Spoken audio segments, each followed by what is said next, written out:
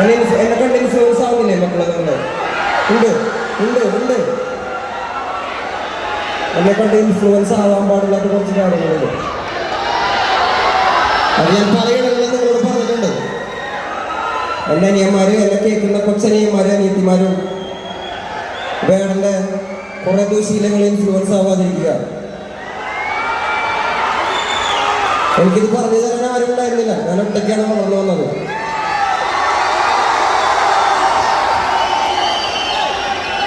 ഞാൻ തിരുത്താനും എന്നെ തിരുത്തപ്പെടാനുള്ള ഒരു സാഹചര്യത്തിലാണ് ഞാൻ നിങ്ങളുടെ മുന്നിലാണ് വന്നിട്ടുള്ളത്. വേടൻ എന്നുള്ള ഒരു വ്യക്തി പൊതുസ്വത്താണ്. നിങ്ങളുടെ ചേട്ടനും അനിയനും ഒക്കെയാണ് ഞാൻ. നിങ്ങൾക്ക് പറയാനുള്ളത് എൻ്റെ മുഖത്ത് നോക്കി പറയാൻ പറ്റുന്ന ഒരു സാഹചര്യത്തിലാണ് ഞാൻ നിൽക്കുന്നത്. ഞാൻ നിങ്ങളുടെ മുന്നിലാണ് വന്ന് നിൽക്കുന്നത്.